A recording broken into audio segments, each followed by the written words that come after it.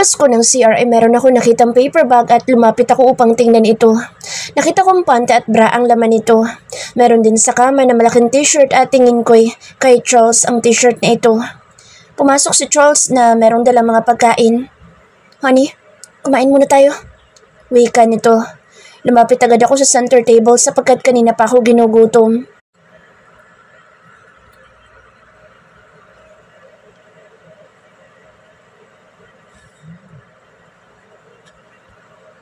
Muna ng kanin, honey.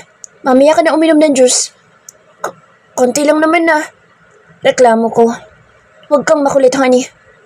Nakasimangot akong umupo upang kumain. Ito na rin ang naglagay ng kanin sa aking plato.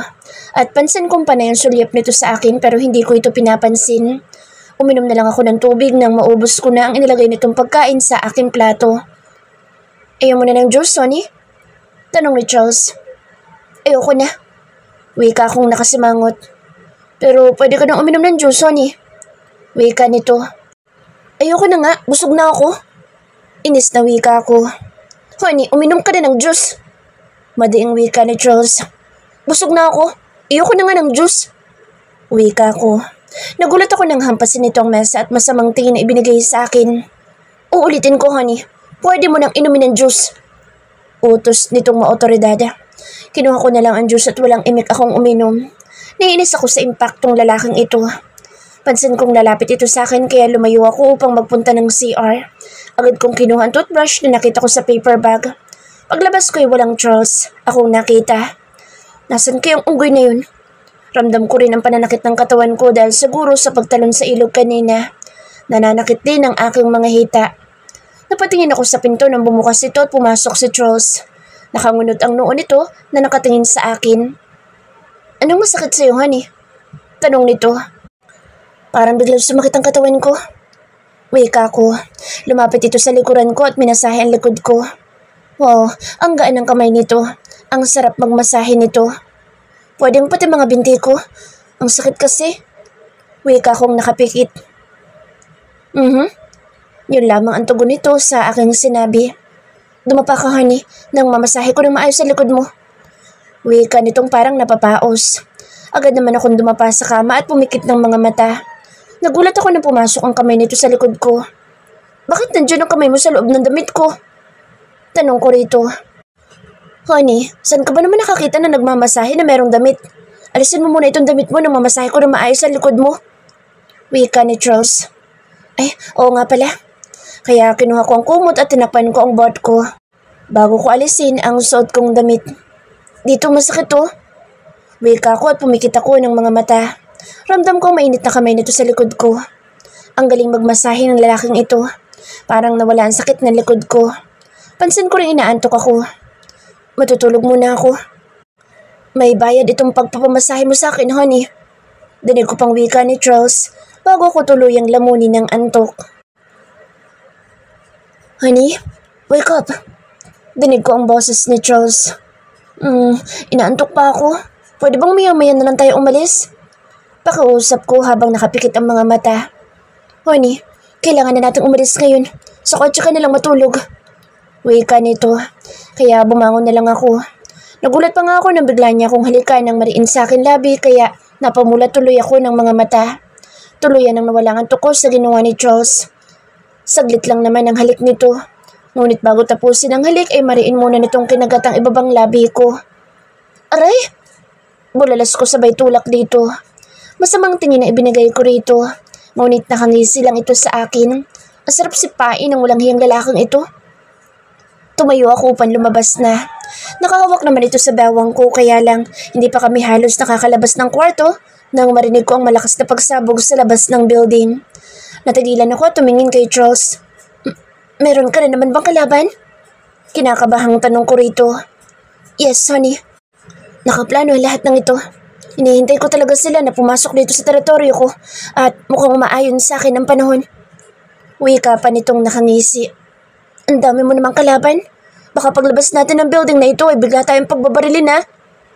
Okay lang yun, honey. Magkasama naman tayo. Pero hindi ko naman nahayaang mangyari iyon sa atin dahil magkakaroon pa tayo ng 10 dosenang anak. Nakangisi nitong wika. Diyos ko, anong tingin nito sa akin? Paanaking baboy? umirap na lang ako dito. Nakita kong kumuha ito ng baril at pumasok kami sa elevator. Kinabahan ako nang bumukas ang elevator at kitang-kita ng dalawang mata ko ang mga tauhan ni Charles na nakikipaglaban sa mga kalaban. Ganito ba ang buhay ng isang mafia lord? Lumapit kay Charles ang isang tauhan nito at meron itong ibinigay na katana. Honey, dito ka lang ha? Tatapusin ko lang yung mga langaw sa daraanan natin. Bulong nito sa akin. Ikaw, bantayan mo siya. Wika ni Charles sa isang tauhan nito. Opo, Lord. Nakatungong wika nito. Nakita kong iba na siwas nito ang hawak na katana. Bigla kong naipikit ang aking mga mata sapagkat kitang-kita ko na lalapat sa leeg ng kalaban ang hawak na katana ni Charles. Miss Abigail, magtago po kayo, bilis! Wika ng tauhan ni Charles. Ito yung inutusan ni Impacto na bantayan ako. Lumaka ang mata ko nang makita ko meron itong tama ng baril sa braso. Miss Abby, bilisan mo! Papunta na po dito mga kalaban! Bulalas ng tauhan ni Charles. Bigla akong lumapit sa lalaki at nagpunit ng maliit na tela sa suot kong damit para itali sa sugat nito. Ito lamang ang tangi kong magagawa para sa kanya. Nagulat ito sa ginawa ko pero pansin kong nakatingin ito sa likuran ko. Miss Abby, malapit na sila dito. Pakiusap umalis ka na upang magtago. Wika ng lalaki kahit hirap na hirap ito sa pagsasalita dahil sa tama ng bala.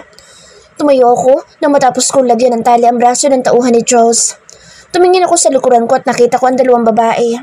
Yung isa nakikipaglaban sa kapwa babae. Tingin ko itauhan nito ni Charles. Nakangisi itong tumingin sa akin. So, ikaw palang babae na mafia lord na gustong-gustong makuha ng mga kalaban? Mas maganda naman ako sa'yo. Wika nitong may halong pinta sa akin. Tumingin ako rito. Nakaayos ka lang kaya ako maganda. Tingin ko may pangit ka eh. Tahasang wika ako rito. Phew! Turo nito sa akin at kita ko rin ang galit sa mukha nito. Yes, ako nga. Type rin ako? Tanong ko rito. Pero sa totoo lang ay kinakabahan ako. At tingin ko kasi sa babaeng ito ay sanay makipaglaban. Galit na galit itong sumugod sa akin at malakas akong sinampal. Pero hindi naman ako basta patatalo rito, no? Itinaas ko rin ang palad ko sabay sampal sa mukha nito ng magkasunod. Demonyo ka! Sigaw nito sabay suntok sa sikmura ko. Napaurong ako at halos mawala ng ulirad sa ginawa nitong suntok sa akin. Lumakad din ang mga mata ko nang maglabas ito ng kutsilyo at nakangising tumingin sa akin. Hindi naman kita agad tutuluyan. Ipapalasap ko muna sa iyo ang hirap at sakit.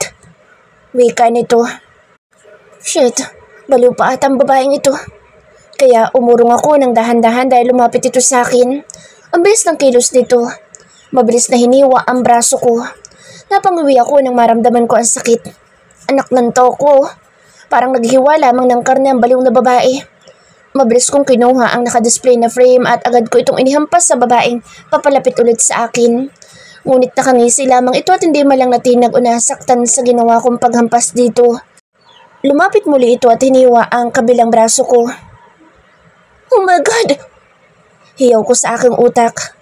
Sobrang sakit at ramdam ko ang dugong umagos sa aking braso.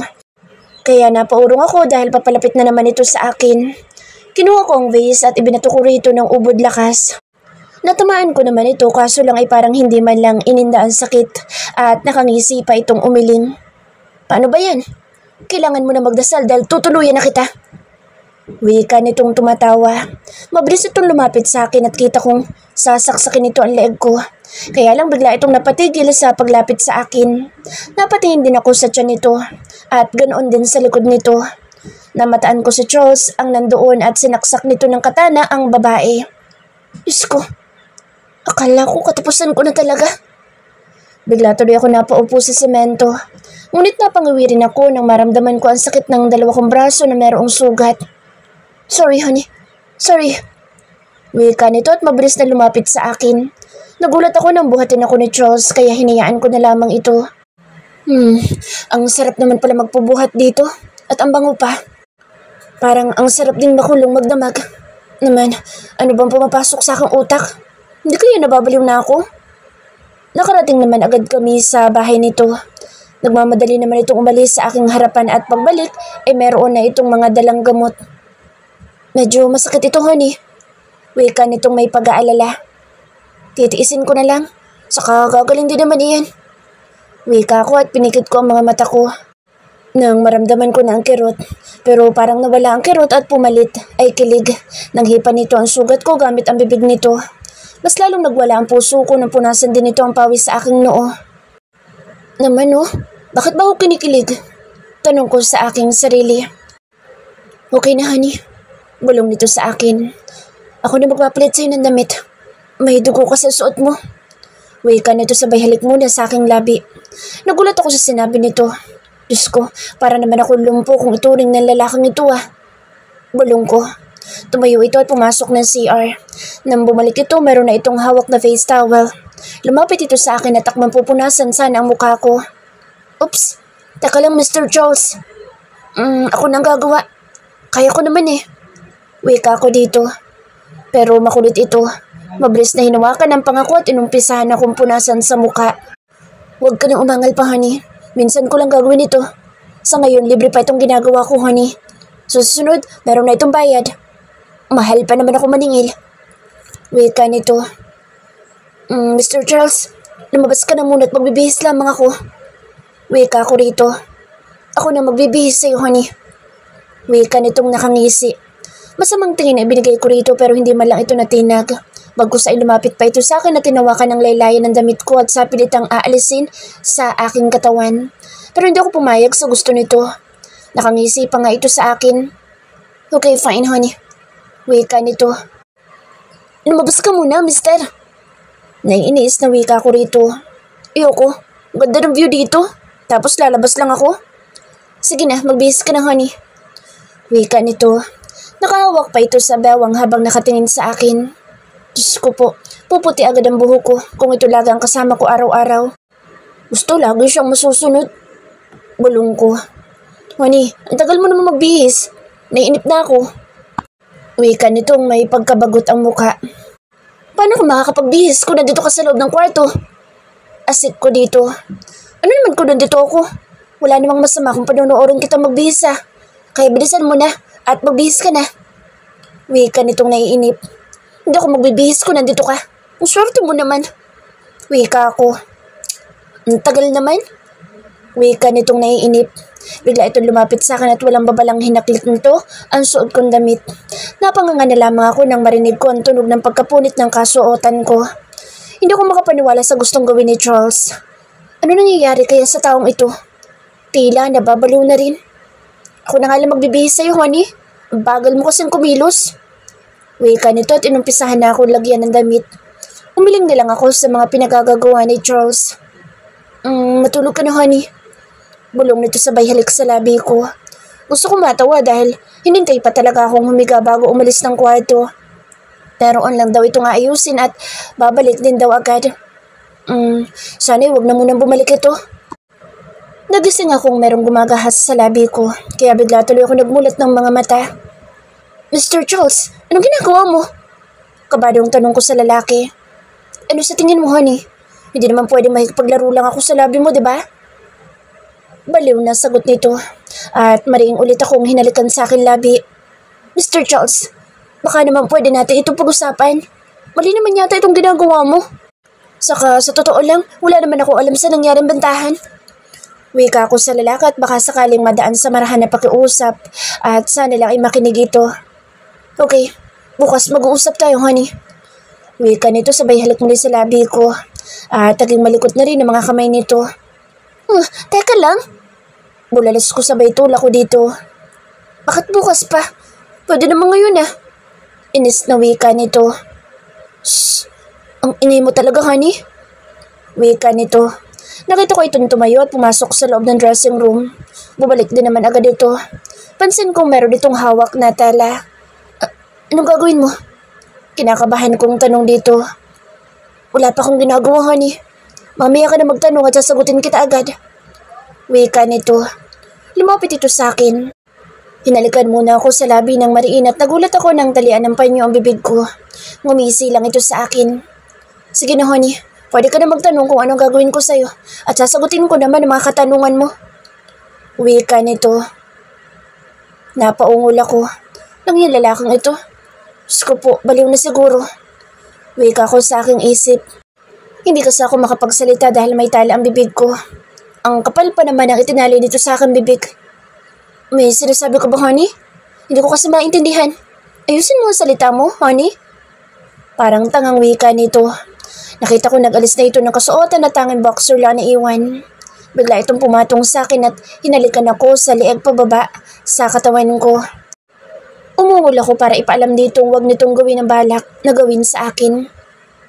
Sabihin mo lang kung ititigil ko na itong ginagawa ko, honey. Wika nito. Lalo kong kinabahan nang alisin din ito ang suot kong malaking damit kaya ang natira na lang sa akin ay ang panloob ko. Umungol ako ulit. Shh! Nagsasalita ka nang hindi ko maintindihan, honey. Wika nito. At nagumpisa na ito sa ginagawa sa katawan ko. Pag nagtatangka namang aalisin ko ang panyo sa bibig ko, ang bilis ng kilos nito. Hinahawakan agad ang kamay ko.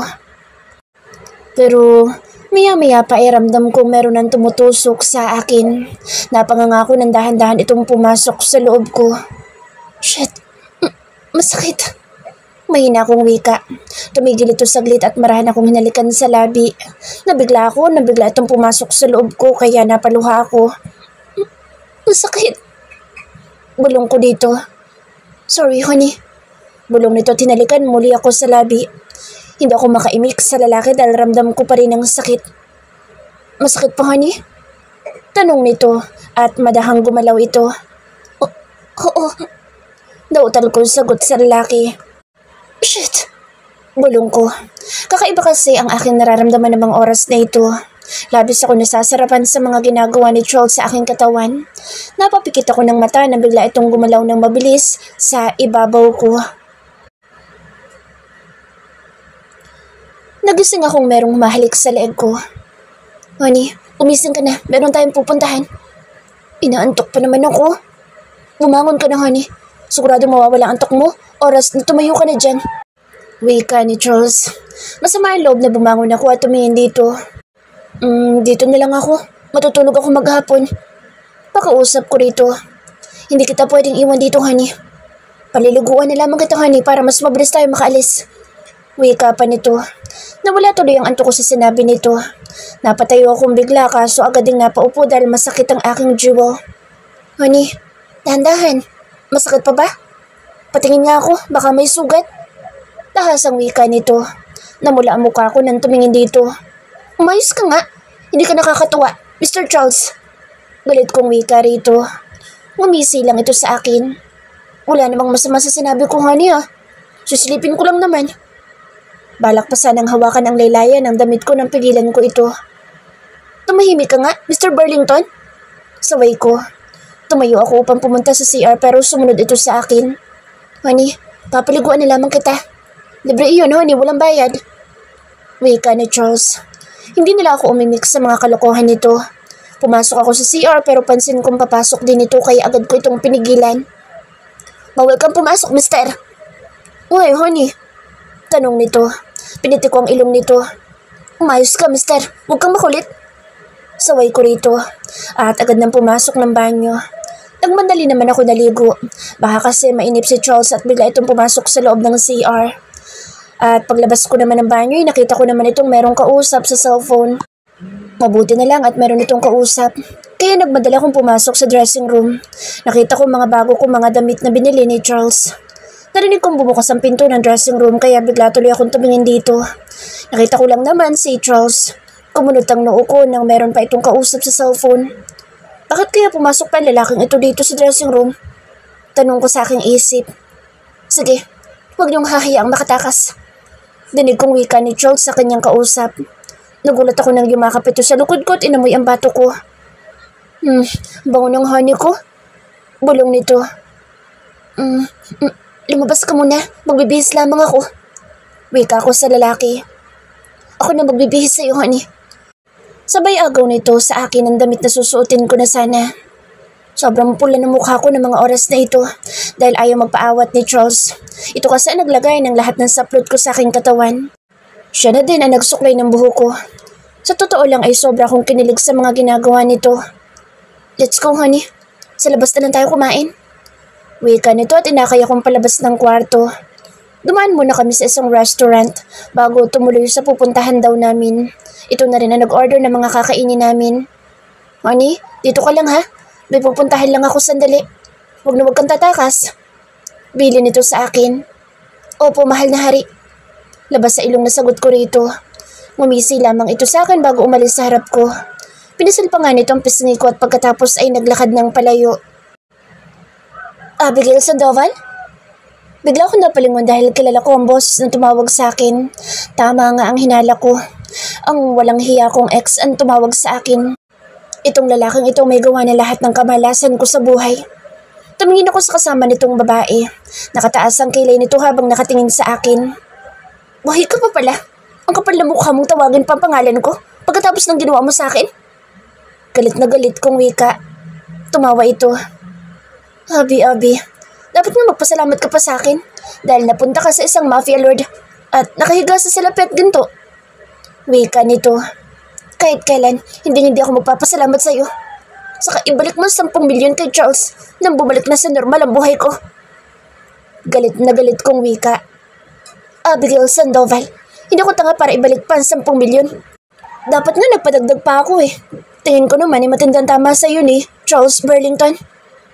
Napakawalang puso mo, Dave. Ang galing mo magtago ng tunay na kulay.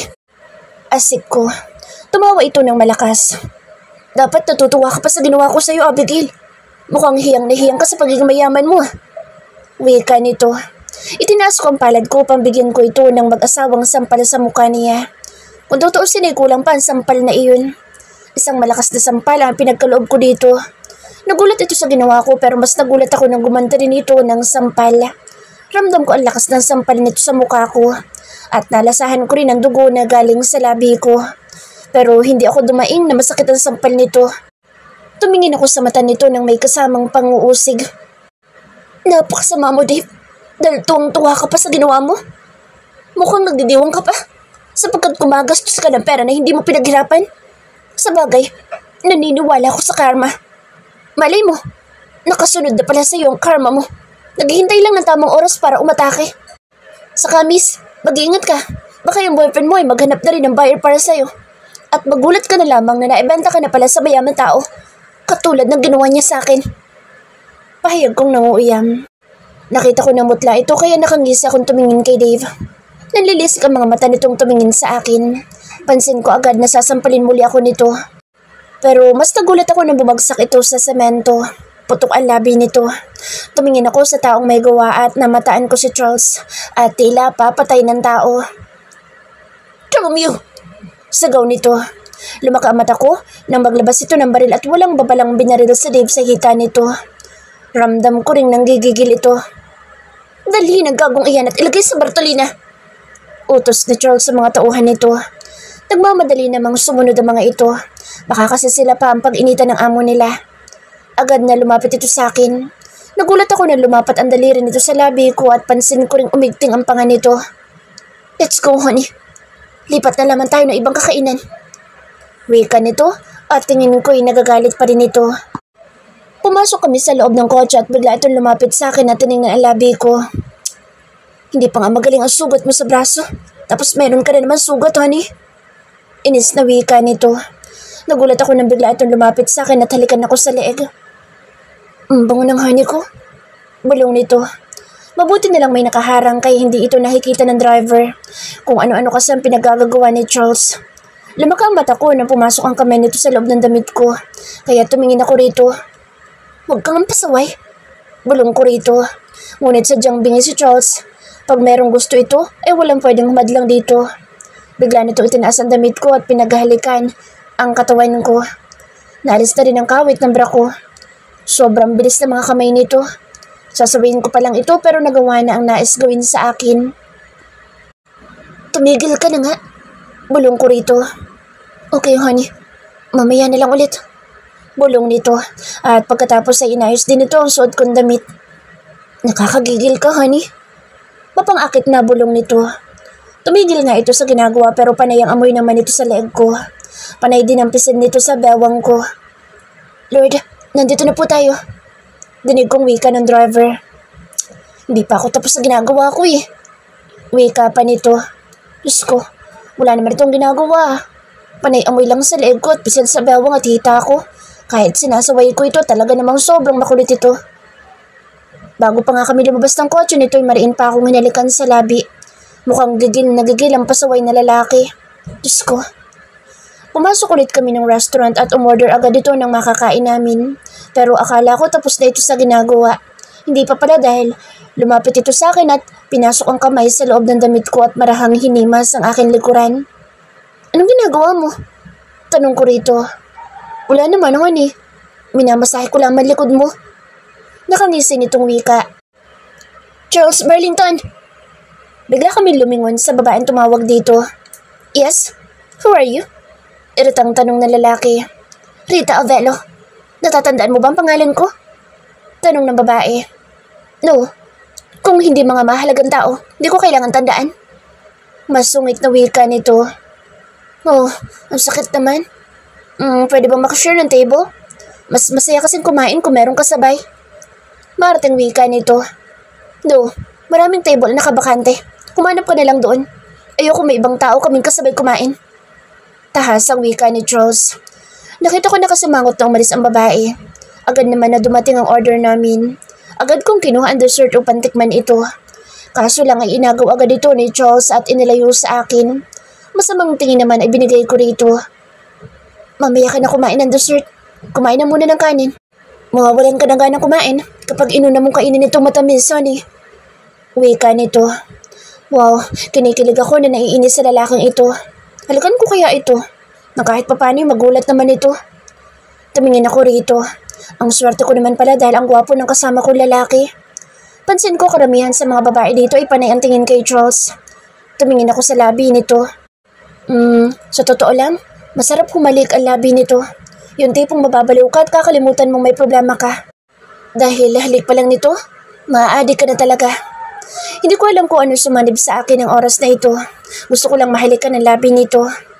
Mabilis kong hinawakan ang batok nito at walang pakundangan kong hinalikan ang labi nito. Gulat na gulat ito sa ginawa ko. Gusto kong matawa sa reaksyon nito. Saglit ko lang naman itong hinalikan. Napakagat labi pa ako pagkatapos ko itong halikan pero nagulat ako nang bigla ulit akong hilahin papalapit sa kanya at balak akong halikan. Inawat ko ito. Hey, ano ba? Saway ko. Ang pinakaayaw ko sa lahat ay yung binibitin ako, honey. Wika nito. Sabay halik sa labi ko. Shit, sobra naman kasang halik na ginagawa dito sa labi ko. Halos kainin at parang gusto pang lunukin. Itinula ko ito. Tumigil ka na nga. Kumain na tayo. Saway ko rito. Iba na ang gusto kong kainin, honey. Wika nito at ang kaulit na lalapit sa akin kaya tinakpan ko ang labi nito ng palad ko. Hinawakan naman ito ang palad ko at inalis sa bibig nito. Okay, honey. Kumain na tayo. Wika nito pero hawak pa rin ang palad ko. Hindi pa kami halos nakakatapos kumain nang marinig ko malakas na pagsabog sa labas ng restaurant. Diyos ko, heto na naman po. May langaw na namang nakasunod. Malakas na wika nito. Meron ka na naman bang kalaban? Tanong ko. Pansin kong patuloy lamang itong kumakain. Ganun talaga pag gwapo, honey. Maraming mga nakasunod. Kaya huwag ka na magtaka. Mayabang na wika nito. Oh, ikaw na talaga, Mr. Burlington. Hanga na ako sa'yo. Wika ko pa. Ngumisi lang ito sa akin. Kumain ka na, honey. Wika nito.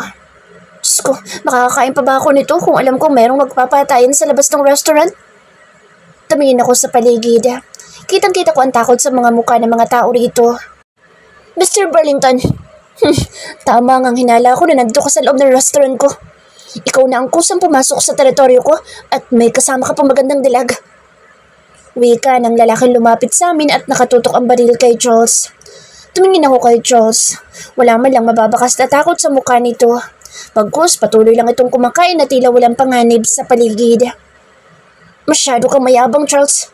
Hindi ako magdadalawang isip na patayin ka rito. Ang swerte ko naman dahil magiging akin ang babae mo. Wika ng lalaki. Napanganga ako sa gulat nang basta nalang hilahin ni Charles ang tela na nasa table at bigla din itong sipain ang table papunta sa lalaking may hawak na baril. Mabilis din itong pinaikot ang hawak na tela sabay hagis sa kamay ng lalaki at pumulupot ang tela sa pulusuhan ng lalaki at mabilis itong hinila ni Charles. Kaya nabitawan ang baril. Ang bilis ng mga galaw ni Charles. Tingin ko'y sanay na sanay itong makipaglaban. Ngunit magaling din ang kalaban nito. Kinabahan ako nang makita ko ang isang kalaban na papalapit sa akin. Nakangisi ito kaya kinuha ko ang plato at binato ko rito. Kaso nakailag naman ito. Shit, wala na mga plato. Ang nasa ibaba ng table mga basag na. Noong hilahin ni Charles ang cover kanina. Huwag kang lalapit. Hiyaw ko rito. Ngumisi lang ito sa akin. Ang swerte ko't mahawakan ko ang babae ng isang mafia lord. Bastos na wika nito. Pero hindi ito nakinig sa akin at patuloy lamang sa paglapit. Hahawakan na sana ako na bigla itong tumigil at bumagsak sa semento. Tumingin ako sa may kagagawan at nakita kong si Charles ang may gawa noon. Sabay kumindat pa ito sa akin bago humarap muli sa kalaban nito.